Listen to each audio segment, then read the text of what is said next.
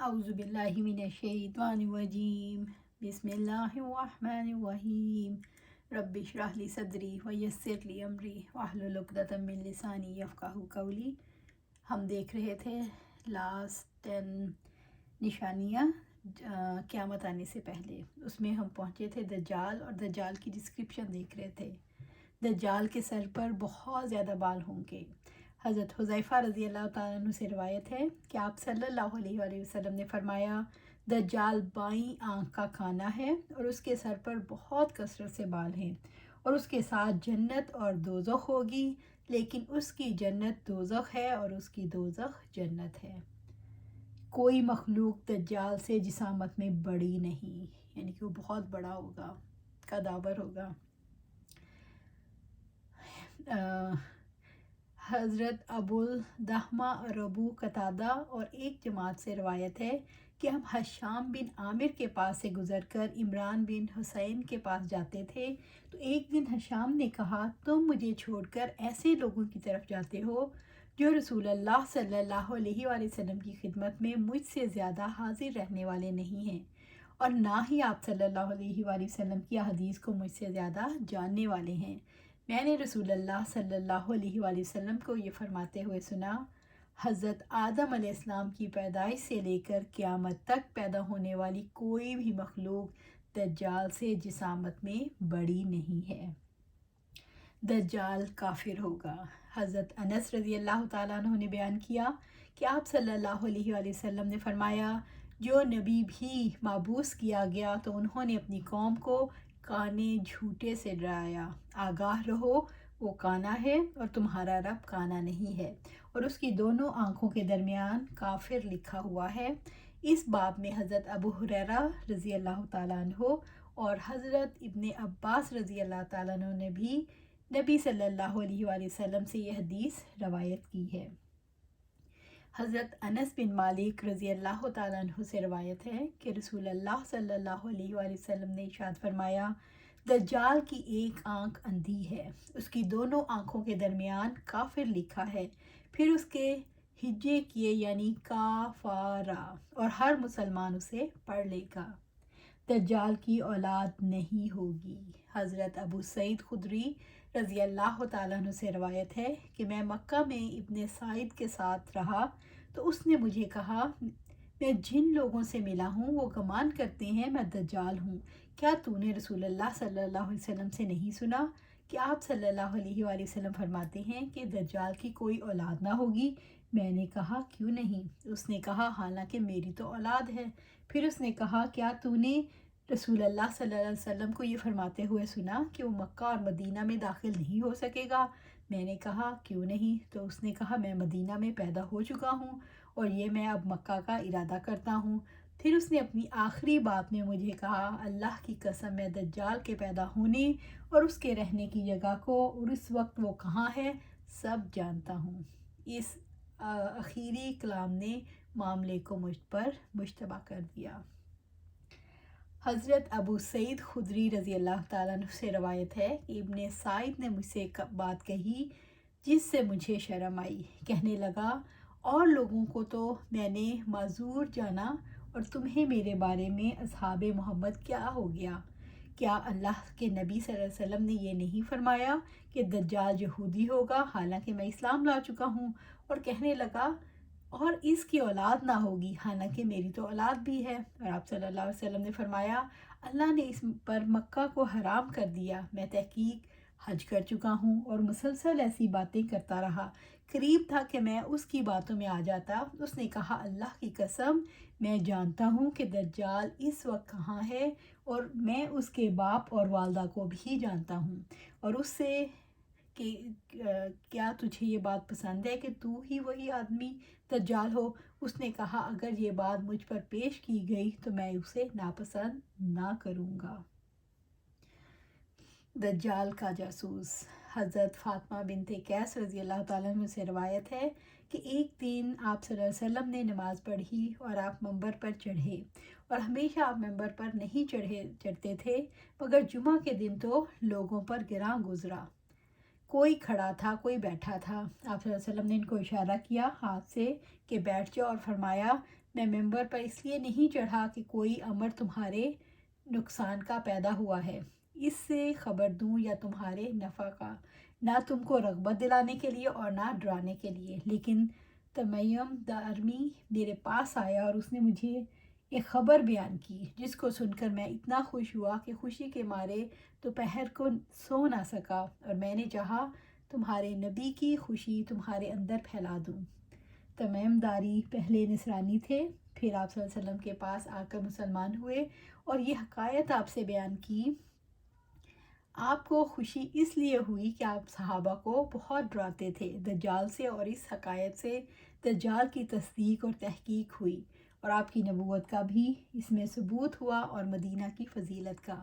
سنو، تمیم دارمی کے ایک چچا زاد بھائی نے مجھ سے بیان کیا، اور مسلم کی روایت میں ہے خود تمیم دارمی نے بیان کیا، وہ ایک چھوٹے بادبانی جہاز میں سوار ہوئے 30 آدمیوں سمیت جو لخم اور جذام قبیلوں کے تھے، تو ایک مہینہ تک سمندر کی موجیں ان کے جہاز سے کھیلتی رہیں، یعنی ہوا مخالف تھی، مارا سمندر میں پھرتا رہا، آخر ہوا ہوا ان کو ایک جزیرے کی طرف لے گئی جس کو پہچانتے نہ تھے۔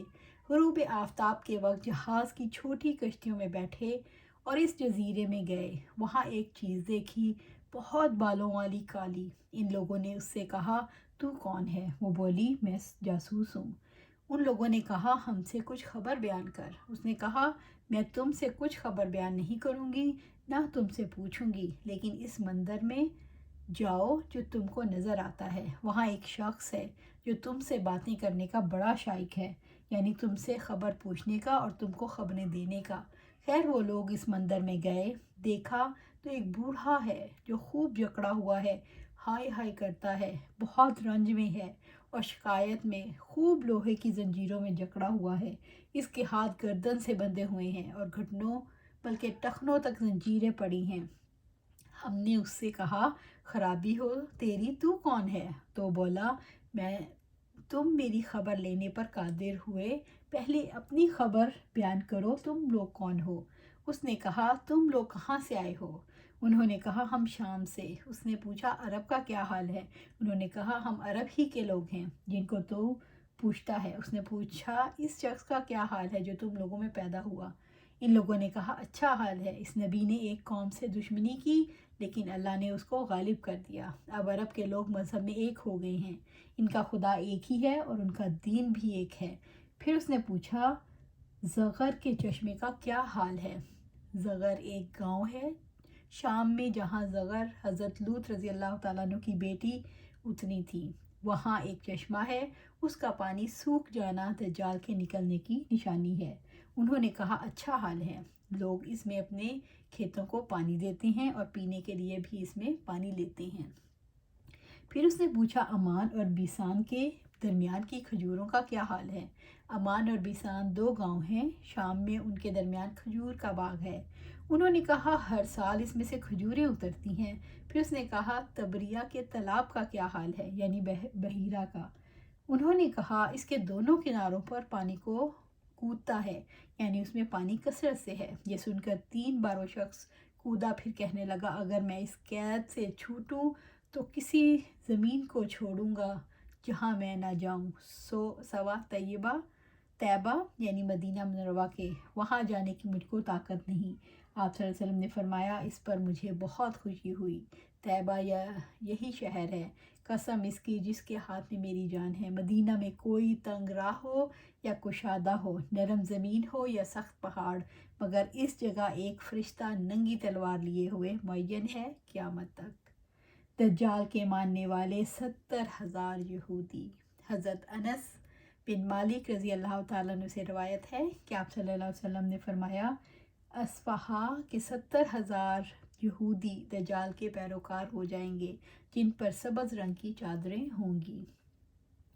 کافر و منافق۔ حضرت انس بن مالک رضی اللہ تعالیٰ عنہ سے روایت ہے کہ رسول اللہ صلی اللہ علیہ وسلم نے فرمایا مکہ اور مدینہ کے علاوہ ہر شہر کو دجال روند ڈالے گا اور اس کے ہر راستے پر فرشتے پہرا دینے کے لیے صف باندھے کھڑے ہوں گے، پھر وہ دلدلی زمین میں اترے گا اور مدینہ 3 مرتبہ لرزے گا اور مدینہ سے ہر کافر اور منافق نکل کر دجال کی طرف چلا جائے گا۔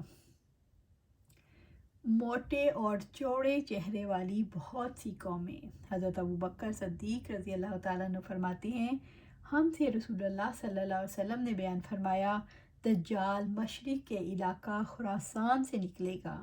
اس کی پیروی کرنے والے ایسے لوگ ہوں گے جن کے چہرے تہ بتہ ڈھالوں کی طرح ہوں گے۔ دجال کے ساتھ کیا کچھ ہوگا؟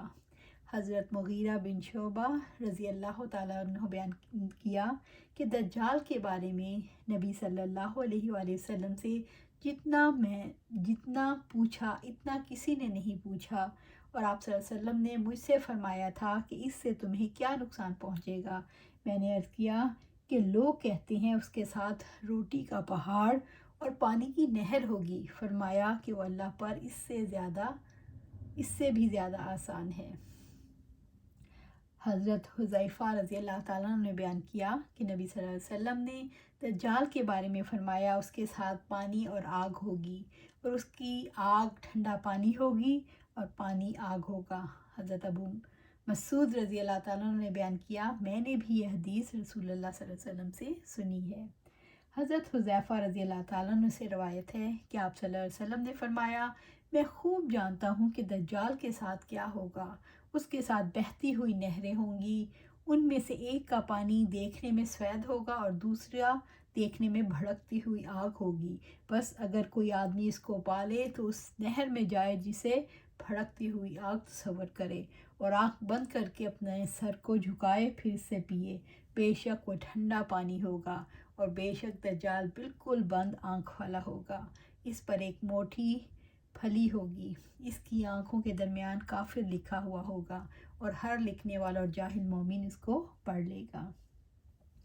حضرت حذیفہ رضی اللہ تعالیٰ عنہ نے نبی صلی اللہ علیہ وسلم سے روایت کی کہ آپ صلی اللہ علیہ وآلہ وسلم نے دجال کے بارے میں فرمایا، اس کے ساتھ پانی اور آگ ہوگی، بس اس کی آگ ٹھنڈا پانی ہوگا اور اس کا پانی آگ ہوگی، بس تم ہلاک نہ ہونا۔ حضرت ربی بن حراش رضی اللہ تعالیٰ عنہ سے روایت ہے، میں عقبہ بن عمرو بن ابو انصاری رحمۃ اللہ علیہ کے ساتھ حذیفہ بن یمان رضی اللہ تعالیٰ عنہ کی طرف چلا تو عقبہ رحمۃ اللہ علیہ نے اس سے کہا، مجھ سے وہ حدیث روایت کریں جو آپ نے دجال کے بارے میں آپ صلی اللہ علیہ وآلہ وسلم سے سنی ہے۔ حضرت حذیفہ نے کہا، بے شک دجال نکلے گا تو اس کے ساتھ پانی اور آگ ہوگی، بس لوگ جس سے آگ تصور کریں گے وہ ٹھنڈا میٹھا پانی ہوگا، بس تم میں سے جو اسے پالے تو اس میں کود جائے۔ جسے آگ تصور کرے کیونکہ وہ ٹھنڈا میٹھا پاکیزہ پانی ہوگا۔ حضرت عقبہ رضی اللہ تعالیٰ نے حضرت حذیفہ کی تصدیق کرتے ہوئے کہا کہ میں نے بھی آپ صلی اللہ علیہ وسلم سے اسی طرح سنا ہے۔ حضرت حذیفہ سے روایت ہے رضی اللہ تعالیٰ عنہ سے کہ آپ صلی اللہ علیہ وآلہ وسلم نے ارشاد فرمایا، دجال کی بائیں آنکھ کانی ہوگی، گھنے بالوں والا ہوگا، اس کے ساتھ جنت اور دوزخ ہوگی، اور اس کی دوزخ جنت اور اس کی جنت جہنم ہے۔